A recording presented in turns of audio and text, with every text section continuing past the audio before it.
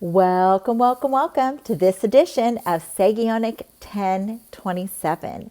We are so glad you could join us today, and I'm even more excited to introduce our guest. But before I introduce her, let me tell you a little bit about our program. The word Sagion means carriers of wisdom, and the word Sagionic means movement by movement in time. So let's think of this for a second. If you're a creative like in music, or if you're a creative like my brother behind us, or our guest that we're going to share today, right? Or if you're a creative in like business projects, maybe you're a project manager. Or let's say, or you could be the one that likes to repaint the house every so often, or restructure the yard, or the creative realm is always always active around us. Like if we look outside, all of our trees are naked, right? Well, nobody had to tell the trees to get naked. They were just created to do that. So all around us is creative movement. And the same thing happens within image bearers. Oh, that's humans, right? And so this is going to be a time, Sagionic, the purpose of it is how do we activate the creative mind inside of people so that they can realize, oh, I didn't know that was in me, or this has been in me my whole life. I was destined to do this. So with that in mind, I would like to introduce our guest today.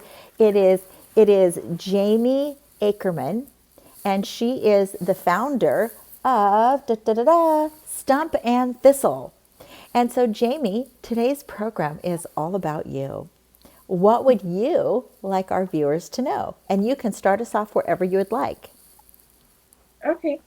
I have been an artist my whole life. I love being creative, and I do anything from painting to home remodel. So anything that's making things pretty and fun is my forte. So I would just really like to encourage people that if it's something you've never done before, it's okay to still try and do it, because that I'm everything I've done, and I've flipped houses and made good money off of them. It's by self-taught and learning and watching people. So don't be afraid to try new things. That's great. And you say your whole life, and your whole life, and you are in your 20s. Yes, 26. Yeah, but when did you, okay, when you go back, when did you decide, I was born for this? It's in me, everything within me.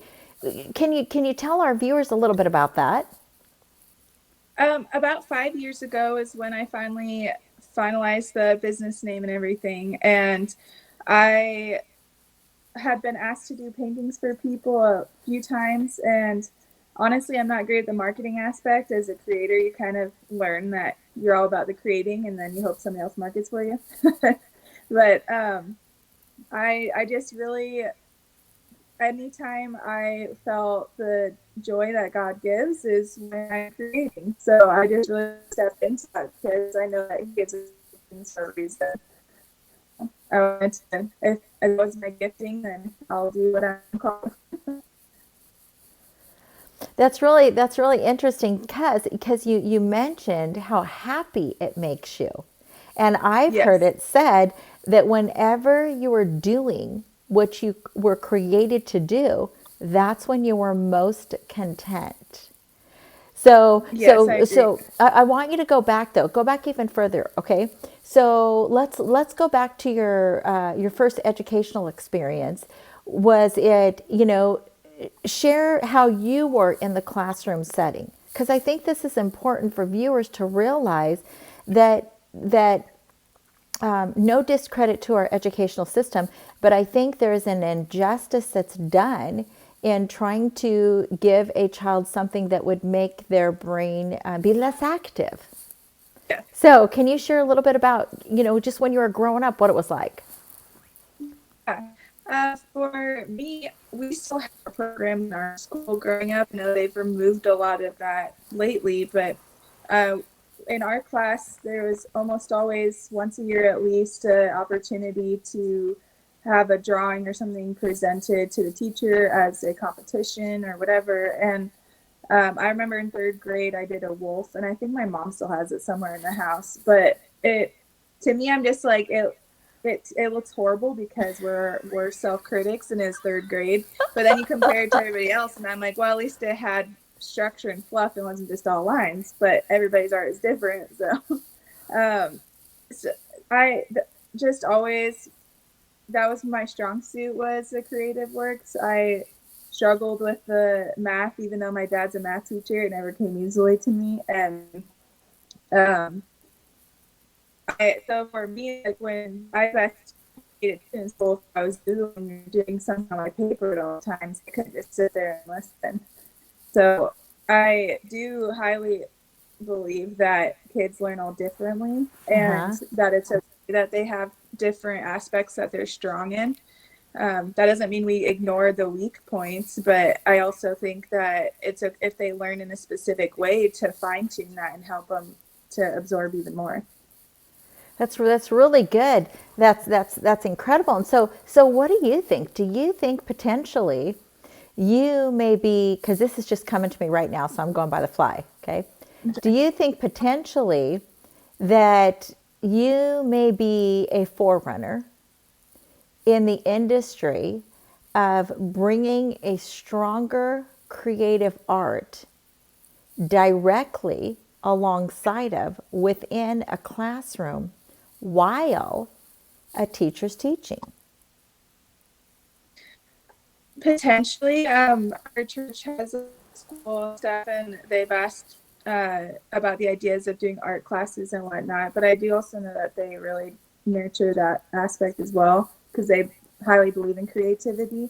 I mean, the world was created by a creator, so we all have it in us. But I don't know. I honestly, for me, I've been really learning, because with the creative mind, you kind of tend to hop around a bit and do different things. At least in my life, I do. And so I'm learning to just be obedient where God calls me and to go from there. So if he calls me into that, then I'll do it willingly and excitedly. So. That's right. So let's play this out for a second, because I'm really excited, because my brain's ignited now thinking of this concept, right? So teacher's up at the front and she's explaining to kids, right?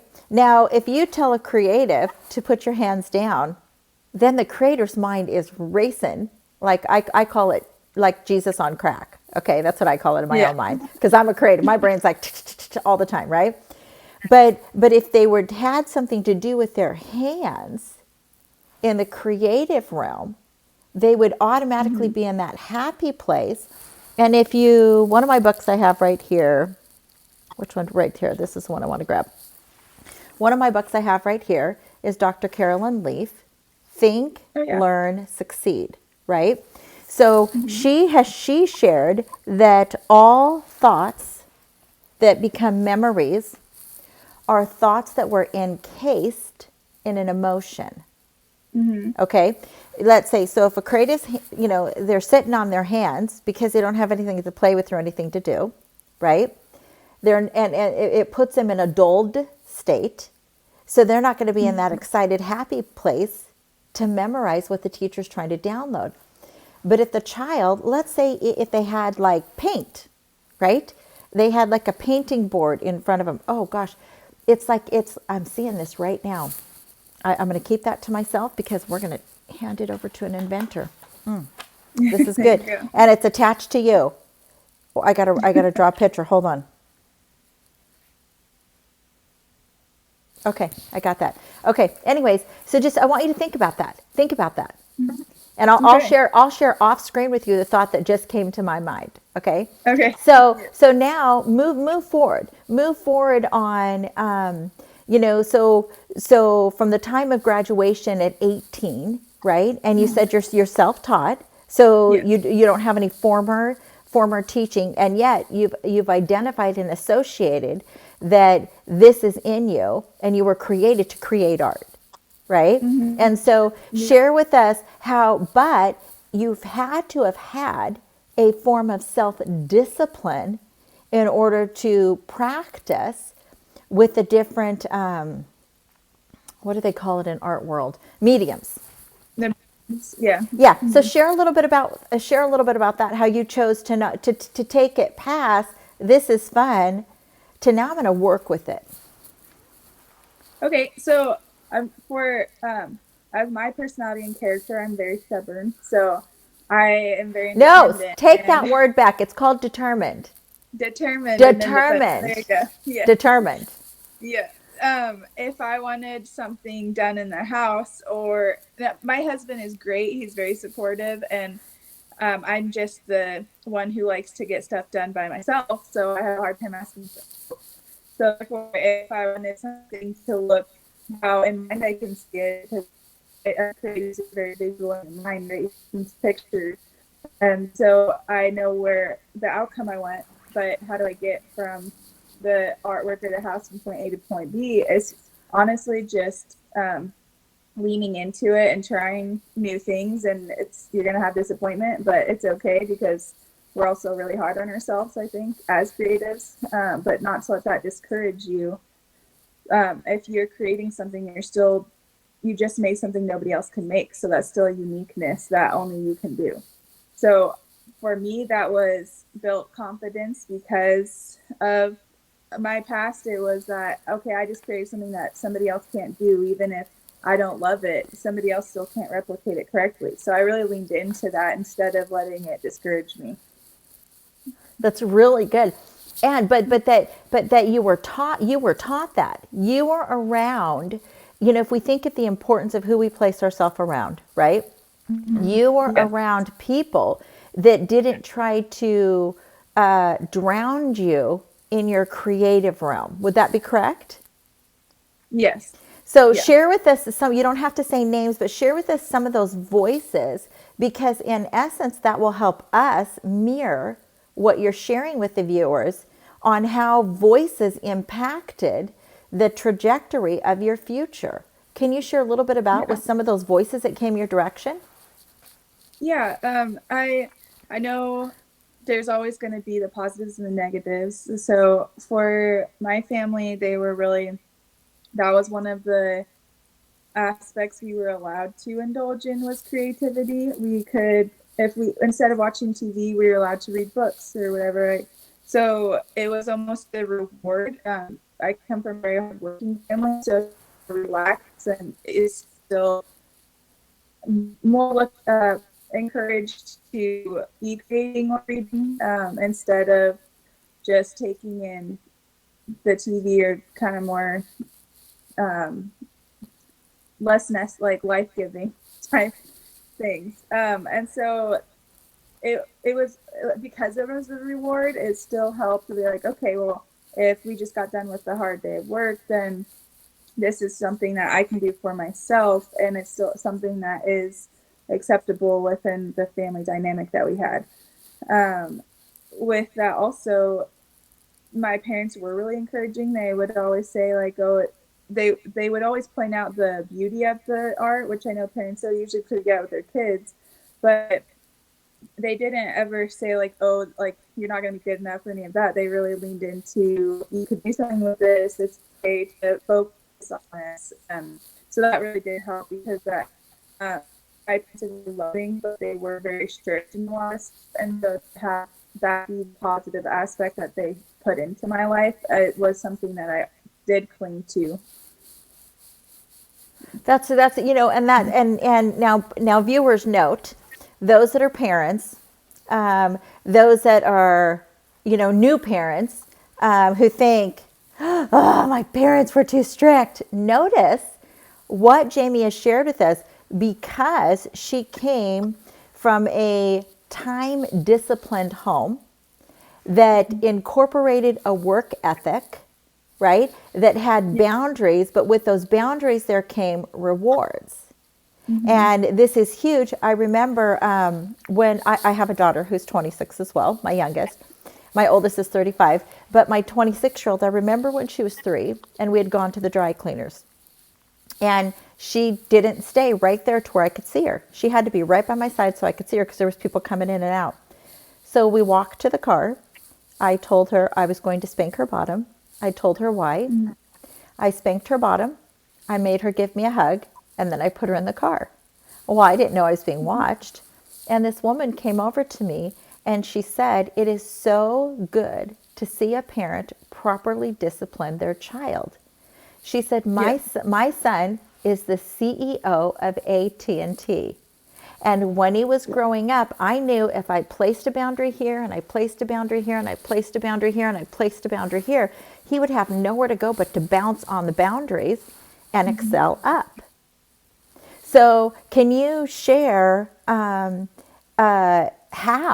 how that made you, with having that structured boundaries in your home life, how that actually enabled you to excel? Yeah. It did definitely make me be a hard worker. A work ethic was put into my sister and I at a very young age. And growing up, I actually learned to appreciate that, because you kind of see where the world is right now. And it's kind of concerning, the work ethic that well, most people have. So that actually, a lot of times when you're parenting and through your adolescence and stuff, you don't understand what the parents are doing until you get older, and then you can appreciate the discipline and accept it more as love instead of whatever they're trying to do to hinder you as a teenager, right?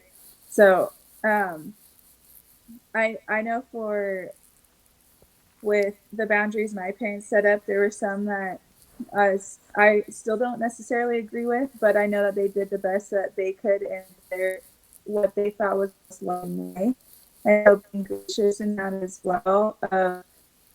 Parents in general are going to do what they think is best, even if it's their own parents and they end up being really selfish. They still are showing the love that they're able to show to their capacity, because of probably the love they were shown as well. And so just really trying to know, if you mess up as a parent, but you're showing your child love, that's still setting boundaries to help encourage them. Because if you just let them do whatever you want and without discipline, they have no actual direction in how to focus on their life. They just think that they can do whatever they want.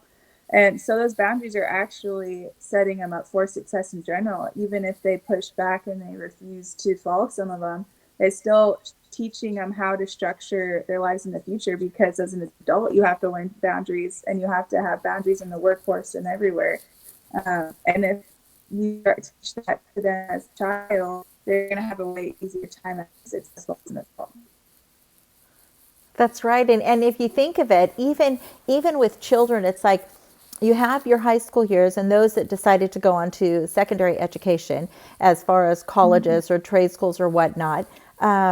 Those teachers will not hound you to get the work done. They will Correct. not, or they won't do it. Okay. A boss is not going to tell you, Jaimie, why don't you get some strive in your step so that you can excel further, right? So as an employer, you observe those, and you can see it straight out the gate. Those that were Yep. raised in a hard work ethic, and those that potentially the mom said, Johnny, Johnny, Johnny, Johnny, Johnny, Johnny. You know, no, Johnny heard you the first time. Johnny just chose to not listen to you 5 times. Yep. And so like, if you think of like the big picture down there, what is it that you have foreseen will unfold in your life? So we're actually expecting our first child in January. So we're going to be new parents. Yay! Which, side note, I actually wrote a book that is That's fun. right. Um, Can you hold that so up? Can you hold that up a little bit longer? yes, there's a website called adventuresofthewomb.com too. So, I um, love it. thank you.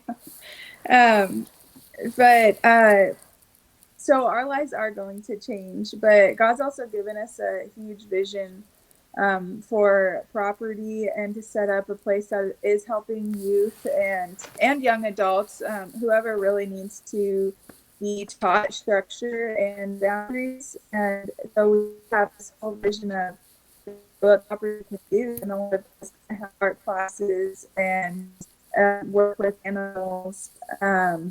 And really just learn work ethic in general, because that can be applied to every aspect of your life and in creativity. My husband's a programmer, so he wants to do some classes on programming, and all of this is what is coming. It's not what is, but That's right. we That's do know right. that, yeah, we do know that God gave us this vision, so it's going to come to pass somehow, even if we don't understand how.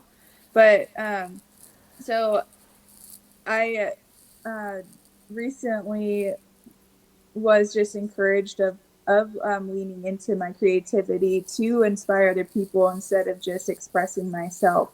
And so that's why I'm excited to have those classes for kids to, they don't have to come and be great and be professional artists, but to just come and express themselves through artwork and through work with animals, which I think in a sense of the bond between human and animal is a type of artwork. I'm excited about what's coming. Yeah, and you have some great opportunities too. I would encourage you, go back and listen to the interview by Ola Jumoke Okay. Elkanah, okay? Because she shares in her interview, she had, I just want to share this one part of it. She had a hair salon, and she's from Nigeria. So in her hair salon, when she had her last child, that child was on her back. She said Yeah. she would come into work, she would nurse that child. She goes, and I would not let that child sleep. I would shake that child as much as I could. You will eat as much as you possibly can, right? I'm serious. She goes, then I'd strap that child back on my back, and then I'd go to work, right? She Yeah. said, and then when her son began to like wander, crawl around on the floor of the shop, right? Mm-hmm. The child, her son would go to the door, right? And when his very first word, this is hilarious, his very first word was client, client. Because he knew when that client came in the door, that son was going to get to be held more and doted over and loved on by all the people that came in, right? Yes. And I so love it. like for you guys, you've got Christmas break, you have spring break, you have the summer. If you just think of those three factors right there and developing camps around those three geographical times, right? That is, so it is part of the educational system. I knew it because I saw it. Yeah. I saw it. Good. That's Um, awesome. Yeah. yeah, I Great. saw. That's what I was trying to explain it, and then you hadn't revealed it yet. Now, viewers, you got to know this is the first conversation Jaimie and I have ever had. We have not conversed aside. I found her business card, shared with somebody else that was at a booth next to her. I'm going to take her business card. You tell her to reach out to me. I want to interview her because I just saw her work. Her work was beautiful. Thank And you. so, even though I'll attach to this interview a link, okay, tell us your website that people can look at, because you do with wood too. So share with us how you were drawn to wood. I mean, my favorite is walnut. Oh wow, yes. Oh, melts a girl's I heart. Yes, it's beautiful. Yeah. I don't do as much art with wood specifically. I do more of um home remodel wood, as in like countertops and stuff. So I just love, I love unique homes. I think it's really sad that we've come away from architectural uniqueness in our modern day world. And so I just love bringing that back into our home. And my best friend's house growing up was super, her mom was just creative, and that helped inspire me as well. Her house was always just felt like such a home place, like a place that was so warm and inviting. And so I wanted to create that always in our space as well. Um, so that's kind of how I've been drawn to the elements of adding into the home of wood and rock and all of that. I love bringing nature into the house in a very cozy aspect. Um, so I feel like I missed the main part of your question. I'm No, no, no, sorry. no, no, no. That's okay. That's okay. But you know what? I'm thinking of something right here. I'm going to take a picture and then I'm going to hold it up to the screen because I think this is important. Um, the thought came, I love rocks. I know you like rocks too. Okay, so hold on. Let's get this in here correctly.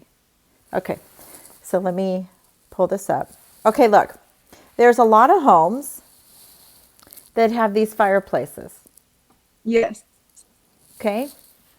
I bet you and your husband could make a ridiculous amount of money just by adding rock work to those. Yeah, I agree. Yeah, Just especially right.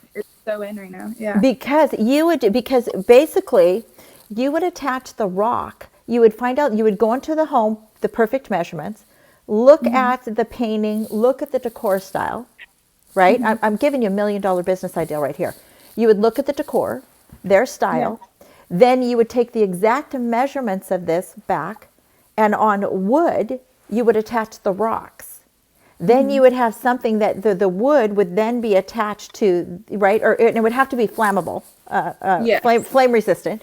The wood would Yes. have to be flame resistant, right? Which that wouldn't be no problem at all, right? Isn't Mm-hmm. don't you if you like in different Asian cultures they burn the wood, Yeah, right? they do. They burn it. Surprisingly, they actually add oil to it, like a Okay, used car oil. okay, That also okay. helps preserve it, more resistant. Yeah, and so So, whatever. So if you yeah. did that, right, it could even be a metal sheet or whatever. But anyways, like Mm-hmm. I actually am thinking like metal. Anyways, and then you bring that back into the house, and you literally attach it. You permanently attach it, and they have a whole new facelift. Yeah, I love it. That's it too. Like, I love doing home remodel for ourselves, and when people ask us, like, "Oh, will you come and do our house?" I'm like, "I will, but I'm gonna do my vision for your style, not what you tell me to do." So, like, Because if it's what they could do, they would have already done it, exactly. Yeah, right? so it's a very niche little aspect of like, I will do it, but Yeah, yeah. yeah. It kind of reminds me. So this painting behind me was done by my brother, my only DNA brother. And he said, you do not put a description on a painting, Mm-hmm. what the fullness of the meaning, because you want to leave it open to the viewer. Because each Yes. viewer is going to look at it differently. I Mm-hmm. remember one time I had somebody come into my house and say, well, that's really new agey and this, that, and the other. And I thought, oh gosh, bless their heart. They are not seeing the art. This is a, Yeah. this is a masterpiece behind me. And Mm-hmm. especially if up at the top of my stairs is another painting of his and they're 6 years apart. And the one at the top of the stairs looks like a preschool kid did it compared to Oh, this. And he's yeah. self-taught. He just played with it, right? Yes.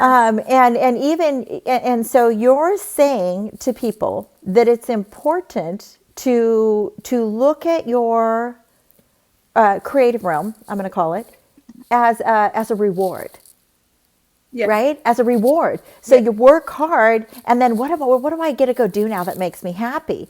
But Mm-hmm. if somebody was to only stay in that space, could that potentially make them unproductive in other areas? Yes, I believe so. And I think honestly, it leads to burnout because if you're always doing the same thing over and over again, at least with my personality, how are you growing in any other place in your life? So if you are always trying new things in other aspects of your life as well, then creativity, in general, your creativity will grow because the rest of your life is growing. That's right. So have you done any illustration for any authors? So just my book. That was my first time. I Okay. do graphic design for our church as well, which that's actually new to me. I produced a magazine for a business alliance tech. So I built graphic design in the magazine, but that's really the only type of digital illustration I do. Most Okay. of it is I like to get my hands dirty. So Okay. Okay. yeah.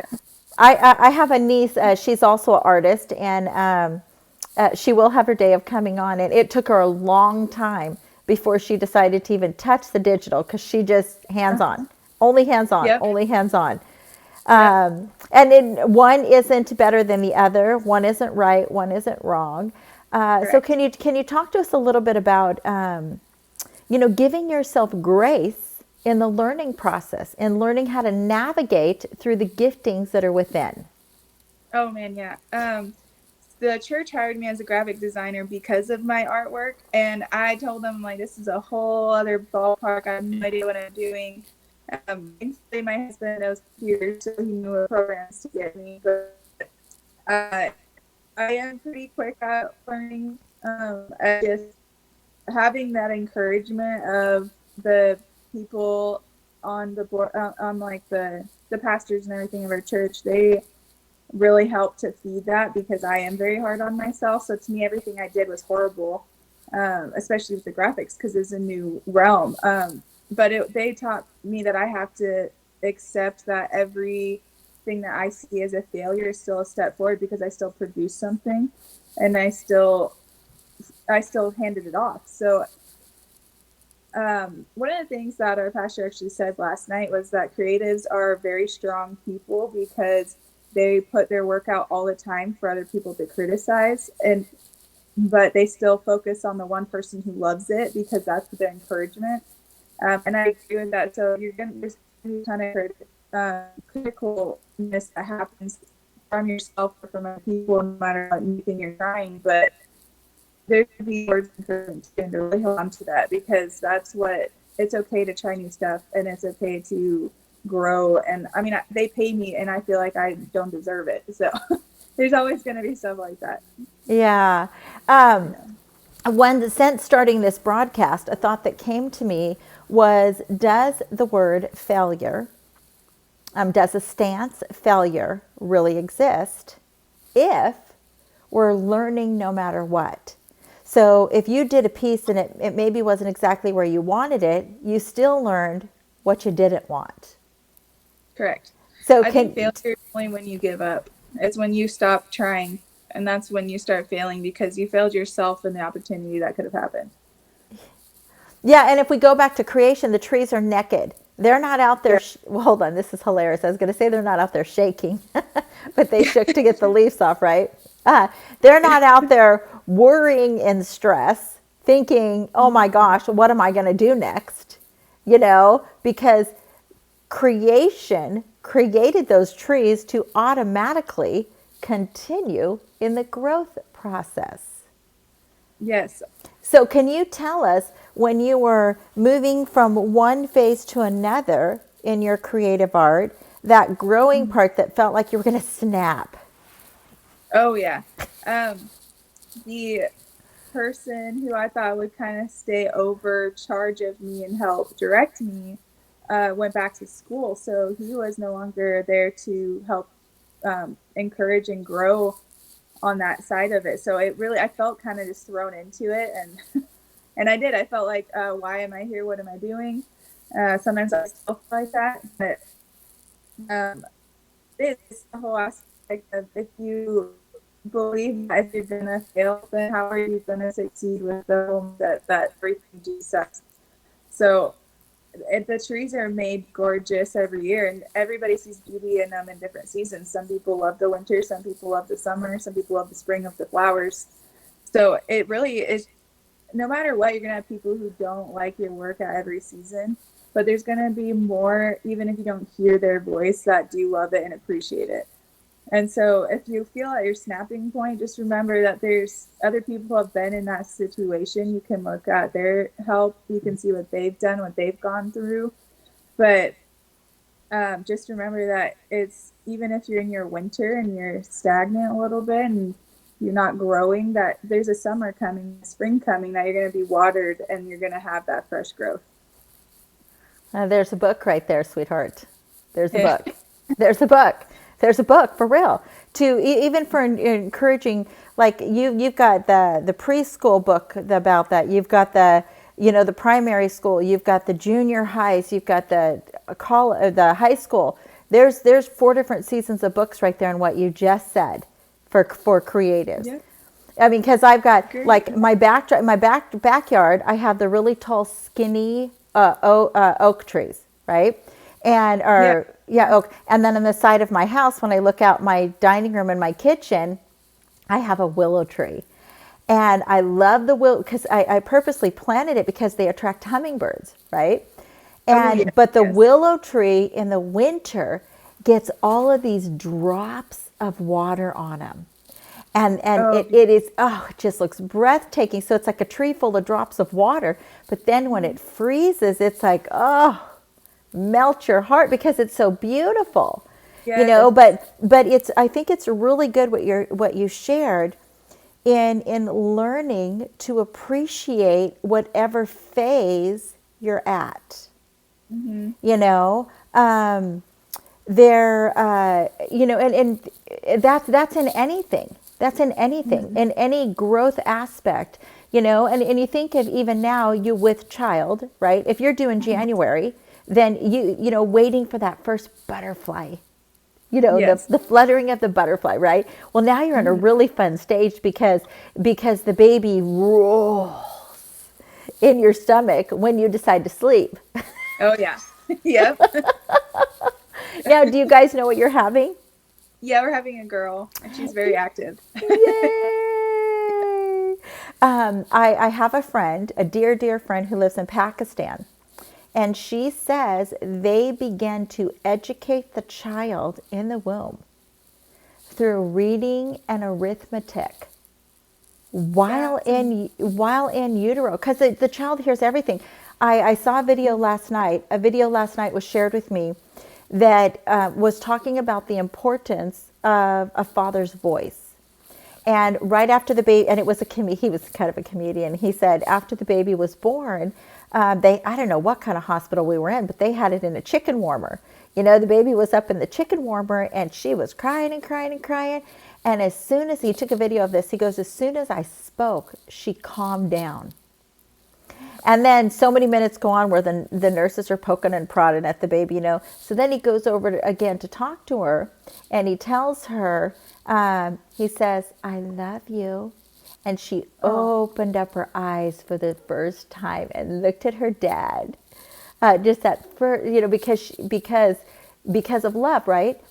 So yeah. now I would like, and now I want to turn you a different direction, and and ask you to expound on the importance of being pleased with your own work.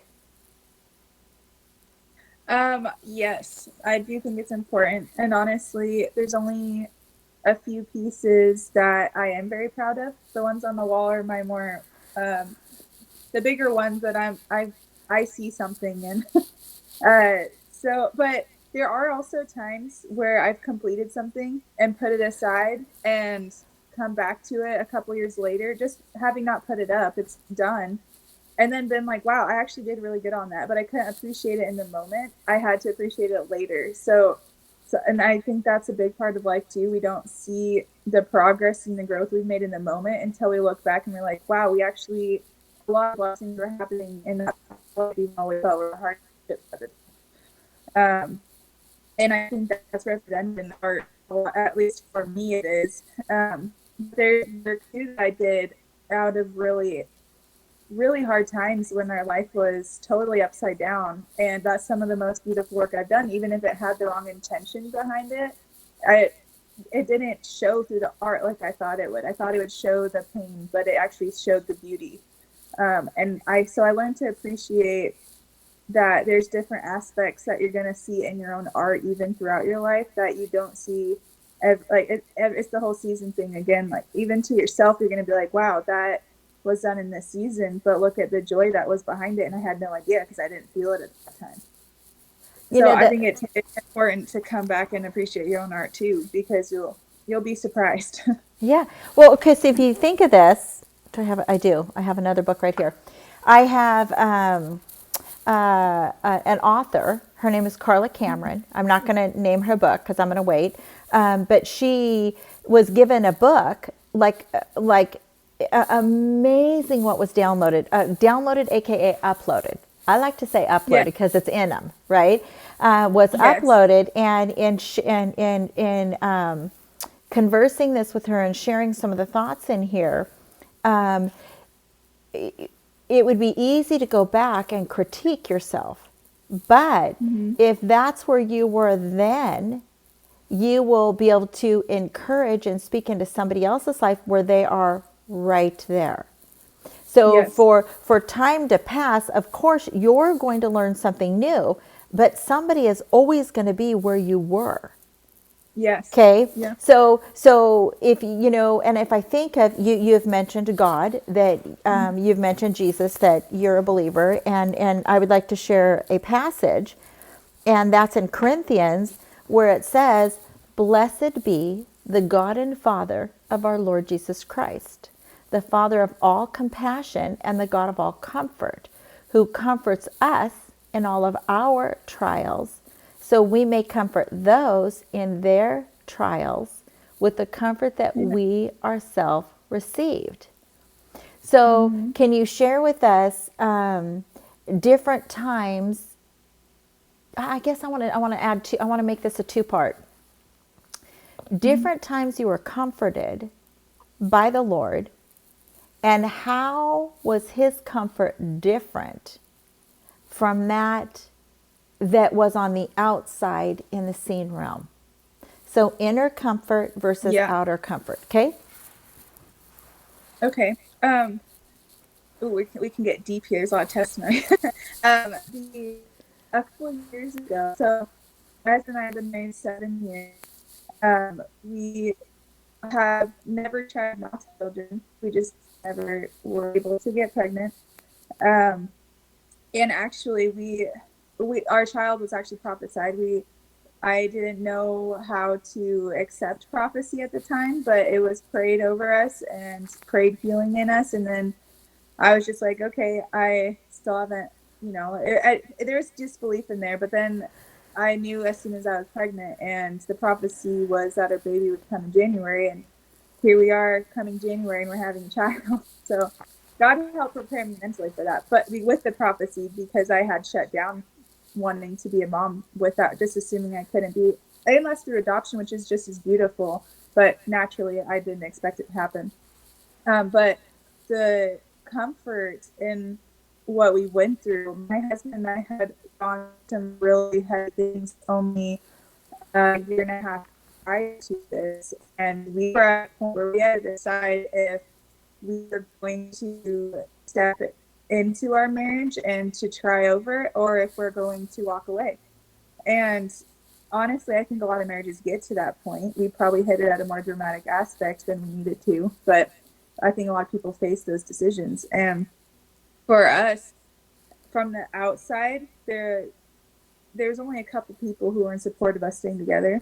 Most of the people's voices were very discouraging, just walk away. But the inside comfort of that God called us to this marriage, and we just knew that there was something there. He gave us a supernatural amount of grace and peace, and we went through a miraculous amount of healing within weeks, whereas other people would take years to get to where we would gone. Wow. And so we had to hold on to that inner peace, because the world outside is telling us, what are you doing? Why are you turning? But we knew that God was there, and we had that inner peace. And now, because we were able to go through that, we can then help other people who come to that same situation and they don't see hope because the world tells them there's no way. That's not going to happen. That's impossible. And with not only our marriage, but now with having a baby and having miraculous healing in that. So it's just been a whole testimony of miracle healing after miracle healing, but in emotional sense and a physical sense. And out of that comfort that we received, that is so much supernatural amount that we can give to other people, because we only had a few voices saying that you can do this, you can make it through. And so if we can be that encouraging voice to other people who were told, yeah, good luck, that's not going to work, but we're there saying, like, no, it can. This is how we did it. This is how God helped us. If you lean into it, you can free as well. If you are running on empty, how can you get to other people? If you are running on being full and living in the blessing, then you're able to give out of that blessing and bless others. That's really good. Yeah. You know, I call marriage in the early stages, and then sometimes it lasts longer in some of us, catechismic meshing, right? Yeah. And it's like Yeah. if you think of like inside some form of an engine, you've got this square thing that's turning here, but this stabbing thing that's turning here, and somehow they're supposed to fit together, right? Yep. Well, let's Yeah. see. How is it that they fit together? Oh, burn. This one gets on fire and has to reshape itself, and this one gets on fire and has to reshape itself. And when I was a kid, I went to a metal plant. It's called a steel plant. It's called Bethlehem Steel up in Seattle, Washington. It was fascinating to see how hot they have to get the steel in order for it to become this glowing amber of liquid fire. It was just fascinating, right? Yeah. Well, if there's a creator and he created marriages, then he created marriages to work. Yes. And now that I am not an advocate to say if there is abuse going on to stay, because I am not at that mindset at all. And so I just Yes. want to reiterate that for our audience, right? Mm-hmm. But you take the engineer programmer and then the creative, right? Mm-hmm. So you've got potentially black and white, and then you've got gray, and the gray's not bad, right? Or you've got one that's like, nope, everything is yes or no. There is no in between, right? And then you've got one that's, yeah, well, right? Or just the different personalities that we have. In our family growing up, with our children, I was a drill sergeant. And the husband was the one that was more laid back, and that's okay. That's okay. We both functioned in our roles, and all of our children are still alive. Yay! So can you tell us, because share a little bit about learning to respect and value the way other people see things, because this will help anybody. So share how that actually enhanced your artistic realm. Yeah. So it is interesting how learning, I feel like it's an epiphany every other day of hearing how people think. And I'm like, wow, really? You think like that? but just because we hear the voices in our head and we see in our head, that we forget there's millions of people around us about their own thoughts. But it actually is encouraging to come together and realize, like, okay, so this works for you, even though I would have never done it that way. This is the only way I saw an outcome to happen, to work. And yet you see that they are successful in the way that you never would have comprehended otherwise. And so it really makes you have to open your mind and realize there's more directions than just one path. There's going to be other choices that come at you on how to make things and finish things. And how my husband does woodworking, he's made a table and stuff, and I had to step away because it's not how I would do it. But he's being creative and he loved doing it, but it's not how I do it, and I could not be there without putting my interest into it, which would have affected the outcome, which is a beautiful coffee table, but it wouldn't have been his work if I was there telling him what to do the whole time. And so that actually helped me learn and to grow my trust in, like, other people can accomplish just as beautiful things in a personal level, because I can see it and accept it from people you don't know, but when they're in your life, it's a little differently.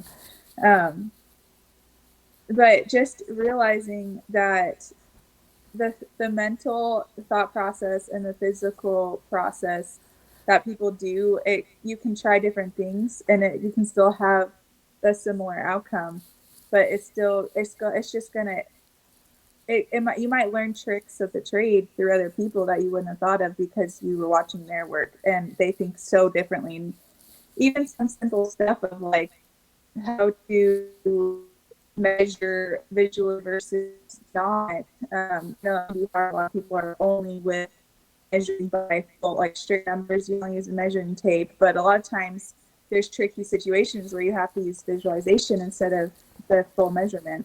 And I think that that's a really good area that collides a lot of times, because you need actually both.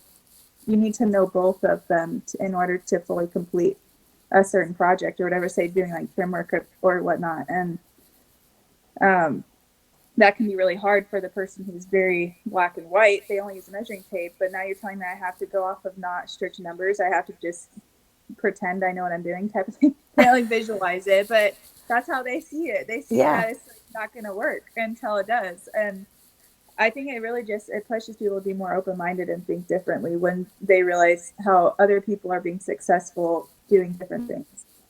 Yeah. And do you think also, like, our motto here is those that refresh others will they themselves be refreshed, right? So basically, Yeah. as you learn to acknowledge, you learn to Hmm. value, you learn to respect, you learn to encourage, you learn to edify someone else, you're really blessing yourself in return, right? Oh, But 100%. but but the Yeah. world doesn't revolve around me, myself, and I, right? Right. It just doesn't. And one of I interviewed somebody who is actually the owner of the Dale Carnegie Institute in Texas. Okay, Oh, wow. and he shared that the hardest thing for him is to see people not walk out their potential. He Yes. sees so much potential in people for them to not to just like not walk it out, like gosh, there's so much potential in people, right? And Hmm. like for me, my favorite thing is, and if we think of like what's in us, right, what were we created with, here's a fun fact.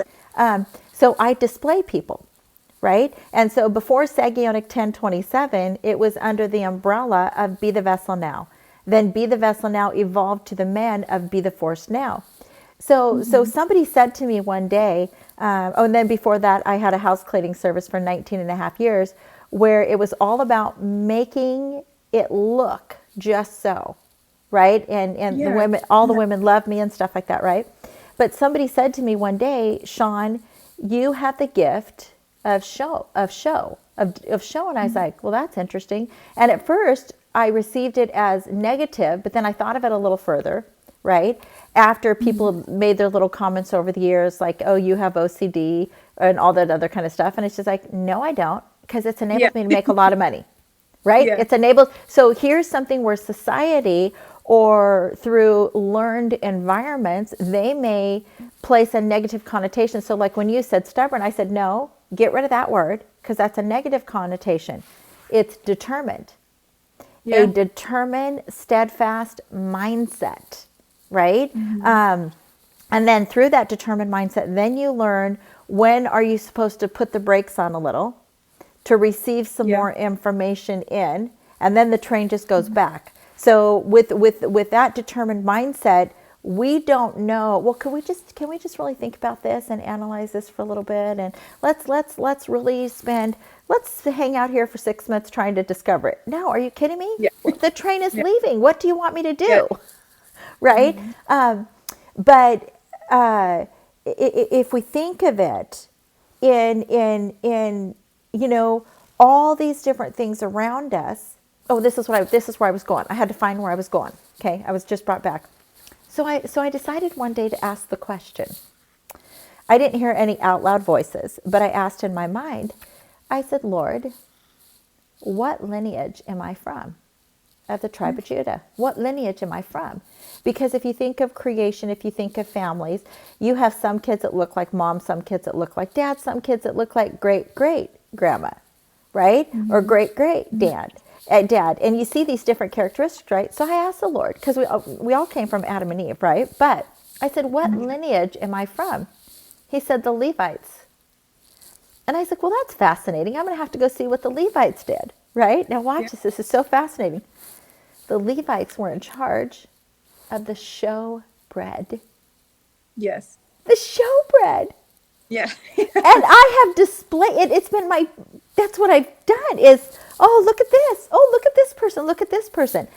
And can you share how in acknowledging other people's craft, how you've got the honor, but you've been filled with joy by doing so.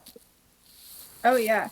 Oh, there's so many people who there's a man who does act like he makes bowls and stuff out of woodwork, and like that is one I've never tried, but he does it so beautifully that it's like if I ever wanted or needed anything, I would just purchase his stuff because he puts so much of his passion into it. And that is not that I can't try. I would still love to do make bowls and all of that out of wood, but I can just see so much of that passion, and brings me joy to seeing how beautiful these pieces are. And as a creative, I appreciate other people's works all the time, But I'll be honest that it's not something I personally am good at investing in, because to me, I'm like, what can you get or whatever. Unless it's like, no, I can't, I see that person's passion and weakness. I cannot create that no matter what, because that's a part of them. And that really does expand how I see other people's creativeness, and like just really knowing that everybody has potential and what they're gifted in, and appreciating their giftings, because we all have to work together. We're all a body. You can't go without the foot can't say the hand is not needed, Yeah. right? Yeah. So everybody has specific giftings that they're going to excel in, and that yes, you can try and you can do a decent job, but you're never going to have the same gifting that they have. And just learning to see that and appreciate that, and letting them take that route, and you can help encourage each other. But no matter how hard you try, you can't do what they do. Yeah. Yeah. That's interesting. You would word it like that. Just yesterday, our main minister over here in Portland, he was out and about, and the gentleman who spoke was actually his son-in-law, a son-in-law, Oh, yeah. and he shared about the uniqueness, right, in the human body. Okay, so not only do we all have individual handprints, but there is not all your fingerprints are different. Okay, now Yeah. you think of the billions of people that are on Earth, and every single handprint is different, and there is not one same fingerprint. Yeah. Come on. Yeah. You know, Exactly. and he spoke about unique, right? So he gave the scripture reference, and scripture just basically means a verse in the Bible, in the book of Psalms, chapter 139, verses 13 and 14, right? It says, it talks in 13, 14, 15, 16, it talks about being created in your mother's womb. It says Yeah. you are fearfully and wonderfully made. Well, he said the word wonderful right there actually means unique. Yeah. So you are one of a kind. One of a kind. There's Mm-hmm. only one of you. So no one else can do precisely what you can do, right? Forget the fact that he Yeah. knows how many hairs we have, right? Or Yeah. how many hairs are lost, right? Or which ones are colored. Yes. Well, mine's natural, but he knows all these details, you know. So, I would That's like you. Go That's ahead. interesting that you Psalm 129, 15 through 16, I actually referenced in my book at the end. And it talks about how God planned our life specifically for us in our womb. And it is really like focuses on the fact that God has a plan for you. It Yes, you're surrounded by other people, and it's going to include other people, but your plan is different than everybody else's. That's right. That's right. Yeah. That's right. So Mm-hmm. when I've never asked anybody to do this, but I'm going to ask you to. So when you lay on your bed at night, and it's the close of the day, Mm-hmm. I would like you to walk us through where you singular, what you've decided to have, the brain activity in your mind at the close of the day. Okay. My brain never stops. So, a lot of times, if there was a struggle day, I have to really fight not to stay on the tips that I went through that day. I have to really focus on like, okay, and it's over.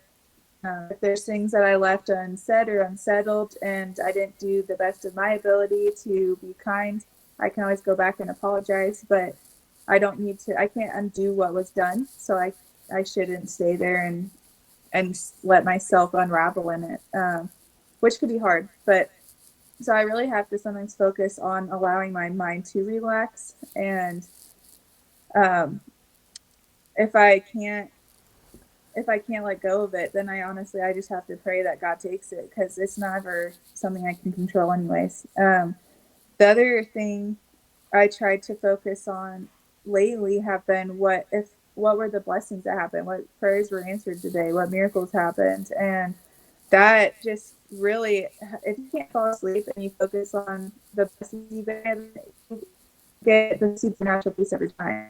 And that right there helps fall asleep so quickly. So.